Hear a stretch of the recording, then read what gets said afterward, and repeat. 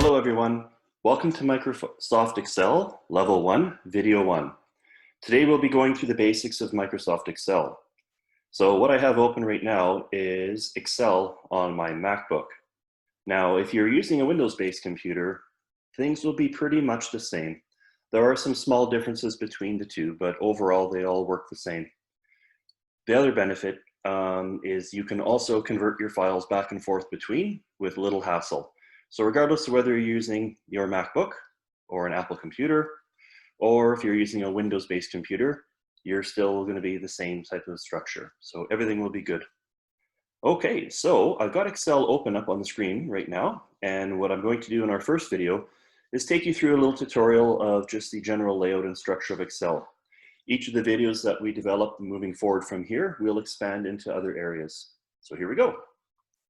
Up along the top of your screen, if you follow my mouse, there are these little tabs. Right now we're on the Home tab. These are called ribbons, and each ribbon is organized with certain features in mind. So I'll start by running through the ribbons with you. As I said, we're on the Home ribbon by default. Most of the things that we do with Excel will happen through the Home ribbon. So for example, bold, italics, and underline. If we wanted to change our font size, if we wanted to add some color, or shape or layout into our spreadsheet, those would all happen through this window. Centering, alignment for left and right are also all here. Those we don't use as often, but still at times. Merging and centering is the next one over. This is actually a really popular one, and we will be covering this in our videos throughout the sessions. Currency exchange to dollars and a variety of different other currencies like yen, for example, or euros.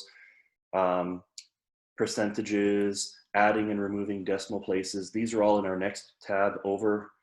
These are used quite a bit, and we'll be learning about those as we go through our classes as well. Okay, our next ribbon is the insert, so you can go ahead and give that a press with me. There's much less under the insert ribbon that we would be using regularly. Pivot tables and recommended pivot tables and inserting a table within a table, for example, are for a lot more advanced users than what we have.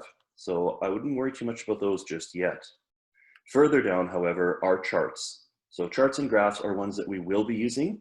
That will be in a little bit later in the video series. So let me just be kind of aware of, I guess, where they are. Page layout is our next ribbon. And our page layout here, we have pre-designed themes and color schemes that you can look at. Those, again, aren't used that often. They do have some benefits kind of along the way. Further down from there are margins, orientation, and sizes. This is all if we want to print our spreadsheet. Now, we'll talk a bit about that one as we go further on, but as a starting block, it's rare to print Excel spreadsheets. If we are going to print a spreadsheet, it would only be done for invoicing, for example, that you would give paper copies to someone. Otherwise, the spreadsheets lose all their dynamic natures once they're printed. So I guess a quick jump ahead. In our main window, which is our actual worksheet, it is constantly calculating the math over and over and over again, millions of times per second. This is the dynamic nature of Excel.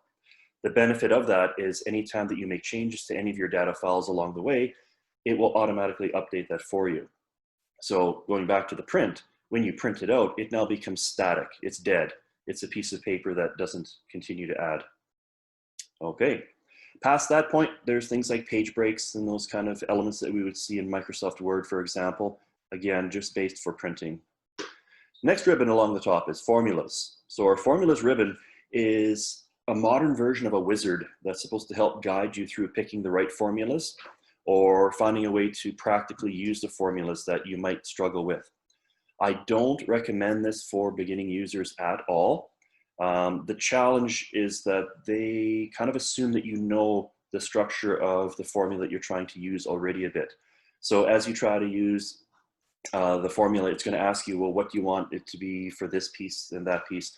And if you're not comfortable with the layout of how the formulas work, you'll find yourself being a lot more confused there than actually something that would benefit you. So we're going to be using formulas starting in a couple of lessons from now, and we'll learn them, and we'll be typing them in by scratch. We're actually not going to be using the formula wizard. So for people that are comfortable with the basics of Excel, then for sure, you can use the formula wizards to help you out. Okay, further down that same ribbon, I'm going to slide my mouse down here and you can follow me. There are some things that we can use later on in our video series as well. So tracing precedence and dependence allows us to kind of analyze a pre-made spreadsheet and hopefully learn where the math comes from and what numbers are used to give us those answers. So these are things to help us as more of an intermediate user as well. So as I said, we'll learn about that a little bit later. Your data ribbon is the next one. And for the most part, again, here, there's very little that we will be using as a beginning user. There is sorting alphabetically and the filters and auto filters. We do a little bit of that in our level 3 series videos coming up way down the road. So you might remember those when we get kind of to that area. Okay, so our review ribbon is the next one. And here there are some bits and pieces that we're going to use. For example, adding comments in. These are wonderful little things.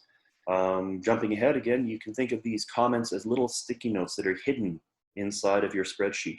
So year-end reports, for example, is a spreadsheet that you may not access or use very often, and you might have struggled trying to make something work properly in that spreadsheet. Now, as much as you might say to yourself, well, I'll never forget that, and I'll remember that for next year, a year is a long time away. Very often we forget. So putting a hidden sticky note in the background there is an excellent way to leave yourself a reminder for down the road. We will learn about those a little bit later as well. Further down is a warning one for you. So if you slide your mouse over with me, further down that ribbon, it says protect sheet and protect workbook. This initially might seem like a great idea, but it isn't. So what these two options allow you to do is actually password protect either a single sheet of your workbook or your entire spreadsheet. Now that is a very, very dangerous thing to do. If you forget the password, you are locked out. You will not get back in, and there really is no way to kind of get around it. So you'll lose everything that's on the spreadsheet. So better ways to kind of keep your data secure and safe on your computer rather than using Excel's protection features. Your last ribbon is the view ribbon. So I'm going to give that one a quick click. And what we can see here is we can change between different layouts in the first part. So a normal layout versus the print layout, for example. The page break preview gives us that kind of a look as to where the start and end of a spreadsheet would be. And I'll explain why that is when we get down to the main window right away. But oftentimes that one's a good one to use if you are planning to print something out, such as an invoice, as we mentioned earlier. More importantly on the view ribbon, though, is way down at the far side, freeze panes. Now, this is a little bit different on my Mac version than it will be on your Windows-based computer. I believe on the Windows-based computer, you click the button and it pops open. Rather than showing you all of them side by side like I have, you'll actually have to click down and choose the differences, but that's okay. It's still in kind of the same place. So what freeze panes and freeze windows are, it allows you to lock down certain columns and rows. This is a wonderful feature, especially if you have a very long spreadsheet. So as you scroll further down your spreadsheet, you're going to lose the labels that are on the top to tell you what each column's data is. Having that line frozen allows everything to scroll behind it and your labels stay where they are. This way you know exactly what each row would be, or column, depends which one you want to freeze. We will work on that one a little bit later in probably lesson 2 or 3. Okay, that takes us care of our ribbons across the top. I'm going to click back on the home ribbon, and that's most of the time where we'd want to stay is on our home ribbon. Next piece is the main part of our window, and that's the part that we see right here where my mouse is kind of spinning around. This is your spreadsheet. So when we talk about Microsoft Excel, we're looking at a digital ledger book, and we're starting on page 1 or sheet 1 of the book. So if we look back up at the very top of your bar, my bar is green, and it says book 1 up there. So book 1 tells us that we're on the first book that we've made. Now, once we save our file, it will give it a proper name rather than book 1. In the bottom left-hand corner of your screen, if you go down to the bottom there, you'll see that it says sheet 1. Now, depending on the version of Excel that you are using, it may say sheets 1, 2, and 3. There'll be 3 pages to your book. They stopped putting in multiple sheets a few years back. And the reason is that this is the computer world. It's not the real world. So in the real world, I'll have pieces of paper like this. And if I'm taking a course, I would take all of my papers and put them together nicely in a binder. So I have all of my work together in one book. In the computer world, that's not a good idea. It's kind of opposite in the computer world than in our real world. The problem here is that if I have multiple sheets in one book, on the computer, then I run a higher risk of having data problems. Now, it might never happen to you, and some people it might happen to many times where your computer, for example, gets a virus. Excel files are one of those target areas for viruses. They like to go after Excel. So if I had one book called Brad's Business, for example, and I had my invoicing and my payroll and my income tax stuff and my inventory and on, all of these pages in this one book, and the book crashes because of a virus, I would lose my entire business. So you can still add more sheets into Excel, and you can do that risky method of putting all your sheets into one workbook, but it is very, very risky. So a few years back and a few versions back, they stopped putting 3 sheets to begin with in Excel to try to get people out of that structure. In the computer world, what you should do is have a different book for each single page, which might seem crazy, but you got to realize in the digital world of your computer, you can have thousands and millions of pages. It won't be a problem. Your computer can handle it. So we are on book 1, and at the very bottom, it says sheet 1. So if I put my mouse on top of the word sheet 1, and I click the right mouse button, so again, your right mouse button, not the left, you'll pop up with this little block, and you can actually rename your sheet. So if you wanted to call this sheet invoices or payroll or whatever you want the spreadsheet to be, you can name the sheet. Now, this is not necessary. It is just more of a technical thing and a habit. Goes back to those days where we had multiple sheets within a spreadsheet. Okay. If I did want to add more sheets, again, not recommended, the little plus sign right beside sheet 1, and my mouse is on that one right now, allows you to add a second sheet, or third or fourth or fifth, or however many that you choose to put in. Then when we have multiple sheets, obviously it makes a lot more sense that you label them properly. Okay, sliding my mouse all the way over to the right side at the very bottom, you have 3 little icons, and those are our views. So if you remember earlier, I talked about how we could go between print view and normal view and page layout view. These are the options here where you can quickly flip between 3 of the most common views in Excel. To be honest with you, I never change out a normal view. So the view that we start in is the one that I use, I think, pretty much all the time. Now, again, I rarely print things in Excel. The digital stuff that I make stays on the computer. So that's probably why I oftentimes don't change the view. Now, next to that one in the bottom corner is a little plus and a little minus sign. And then there is a number with a percentage. Currently, I'm at 123%. That is the screen size. So that's our zoom in, zoom out feature. Now, I'm working on a laptop right now, and most people have laptops. So this is actually a wonderful feature. So you have 2 choices. You can put your mouse on the plus symbol and click plus, plus, plus, plus. And I'm going to tap it a few more times. This allows us to zoom into our screen. Now, I guess consider when you're reading the newspaper or a book and your arms are stretched out at a distance, the newspaper is far away and the print is really small. If you move the paper closer to your face, the print is much larger and you can read it easier. This is the benefit of that zoom feature. Don't confuse this if you are choosing to print. If you choose to print your files out, they will stay the same size. They're still going to be the same size. This is only moving the screen closer or further away from your face, just so that you can read it online. Okay, now we get to the main part, our main screen. So what you see is lots of letters, and we see lots of numbers, and we see these boxes everywhere. Our spreadsheet is organized into what's called cells. So each of these little boxes that I'm clicking on right now, and you can click away with me wherever you want, this is a cell or one box inside of our spreadsheet. Okay, so right now I've clicked on cell D7. Now, this is like playing Battleship. All the columns which run vertically, they're characterized by a letter of the alphabet. The rows which run horizontally are characterized by a number. So when I click on a cell like I have right now, if you look up at the top here, there's a light shading color that's happened to the column D. So it lets me know that I'm on D. And there's a light color shading on row 7 to let me know that the cell that I've currently chosen is cell D7. Also, if you follow my mouse as I slide up to the top left over here, and I'll circle it, there's a little box that will tell you exactly what cell you're on. Now, depending on your version of Excel, the color organization for your rows and columns will differ. Some of them will be much darker and much brighter. Others will be fairly dim. My Mac is fairly dim. It's kind of hard to see that D and 7 are highlighted. I know Windows computers often use a yellow tinting on them, so that makes it a bit more visual for you.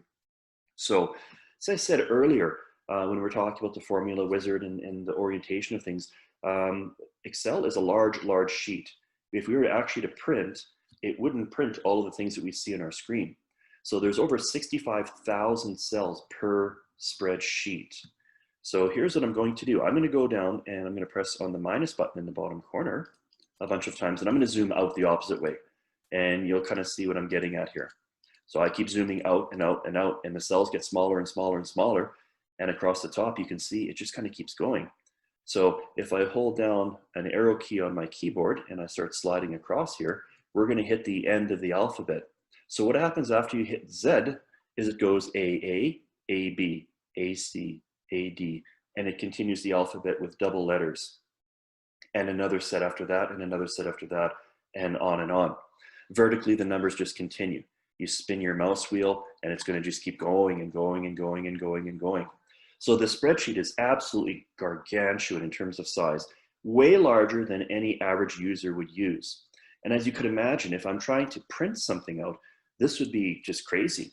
So problems that people have when they choose to print their spreadsheet, things get cut off because they go too wide. So if you did need to make an invoice or something that needed to be stuck on a piece of paper to print, you would obviously want to change your view to like the print view, which I just did now. Remember, this is in the bottom right-hand side of our screen. And it will give us kind of a gauge there that somewhere around the end of column G would be roughly where a page would end. I'm going to click back to our normal view again. And here's where we back are at the beginning. So navigating in and around your spreadsheet, which is our main screen that we have up in front, is as simple as a mouse click. We can click and click and click wherever we want, and we will get to the cell that we want to do. Okay, so now that we've got a bit of an orientation here, what do I do with this thing? Well, spreadsheets, as I mentioned at the beginning of the video, are designed to constantly recalculate mathematical equations. There are hundreds and hundreds of different mathematical things that you can do with it.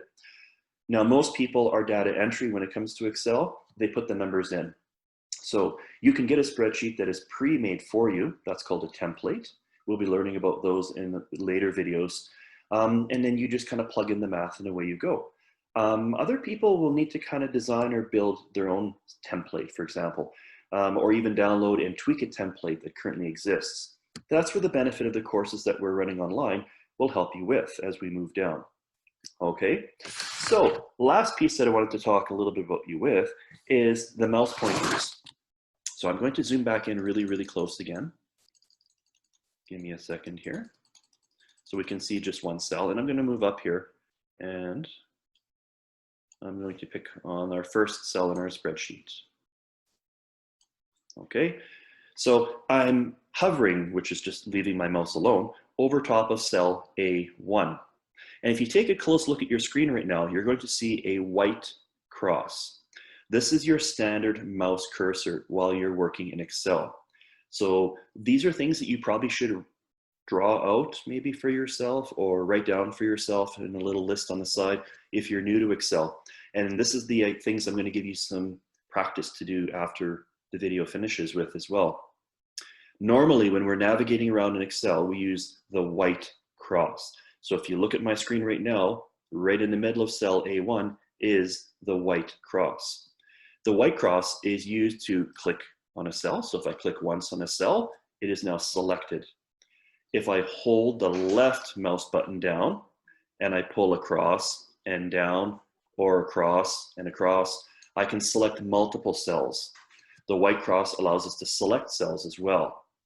Okay, so if we wanted to grab 3 cells like I just did, and we could make them bold, for example, we could put color into them. These are things that we're going to learn about in class 2.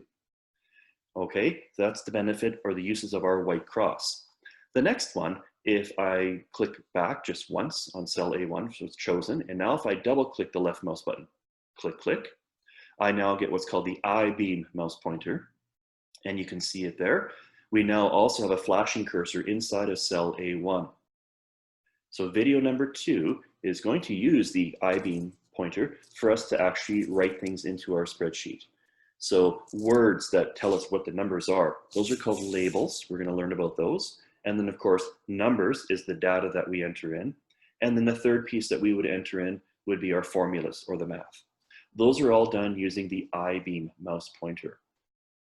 Okay, so we've got a white cross, we've got an I-beam, and our third one then, I'm just gonna need to click off to get rid of that, and then click once back on to select my cell. The way to get rid of, once you double click, sorry, to get into there to enter in a label or a number, you actually have to kind of press enter or click away, they call it, so click on another cell, then come back to get back to the white cross. The third one that we're going to see is a solid black cross. So I'm going to put my mouse along the bottom side. So if I look at the bottom right corner of any cell, you will see a black box, a small black box. I'm circling it right now with my mouse. I'm going to put my mouse pointer carefully on that spot. And right there, you'll see I've got a solid black cross. This is tricky. If you're brand new to computers and brand new to Excel, it's really a small space to get your mouse in there correctly, but it should look like a solid black cross. That is our drag or our fill feature. This is very, very important. So probably the most important mouse cursor that we'll see is the solid black cross. We will practice with that one in our next video when we're entering in labels and we want to fill series or numbers and drag and drop in those features. That's what it looks like. And as I said, it's really finicky at first to get a feel for it. Because if you watch, if I slide just slightly to the right, it goes to the white cross again. So you literally have to be perfectly over top of that little tiny box, there it is, to get the black cross. Okay, our last mouse pointer looks different on the Mac than it does on a Windows-based computer. So I'm going to show you the Mac one quickly, and then I'm going to pop up another screen that I have hidden behind just to show you the Windows version. This is the bad one. So this is the one that causes all the problems. Now on a Mac computer, it's a hand symbol. And on a Windows computer, it is a four-headed arrow. This is the worst invention ever on Excel. So I'll show you what they look like first, and I'll explain why it's such a bad thing.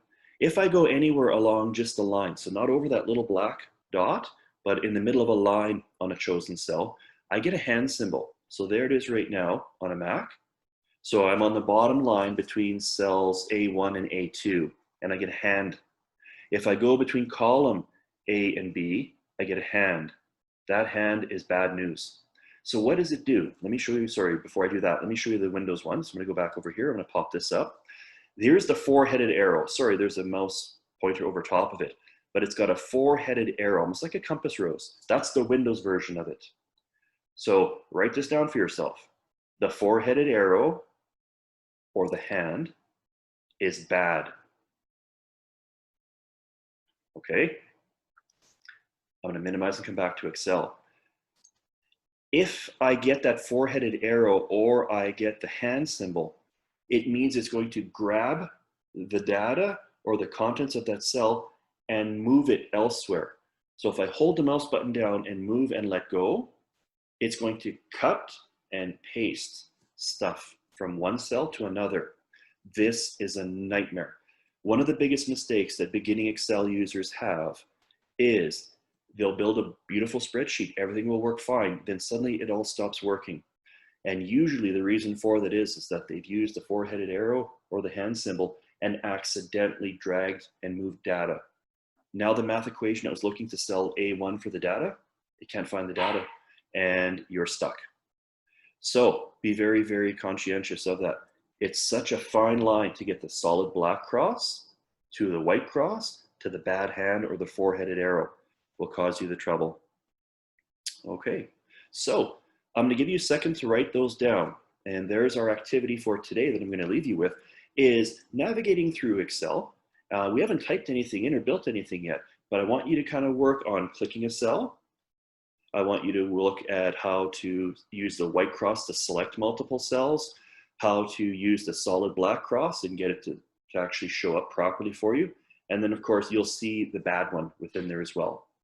So here's the pieces that I want you to practice with. And again, write these down for yourself as well, is our different mouse cursors and how are we going to get to them. So number one, general navigation, anywhere I move, and you can see I'm sliding my mouse all over the screen. Solid white cross is what we'll see 99% of the time. Easy to find that one. Okay, mouse cursor number two is the solid black cross. The only way to get that one is to carefully go to the bottom right-hand corner of a chosen cell. So notice if I go to B2, for example, I can't get it. It only works on the cell that's chosen, in this case, A1. If I go to that corner and I press, or not press, sorry, if I slide my mouse to that corner, I can get the solid black cross. Okay, third one is to get the I-beam. The I-beam allows us to type or enter data or labels or math into our cells.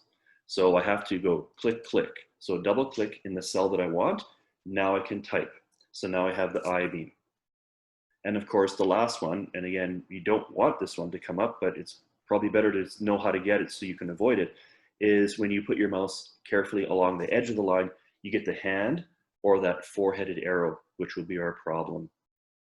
Okay, thanks for watching. That is our introduction to Microsoft Excel layout.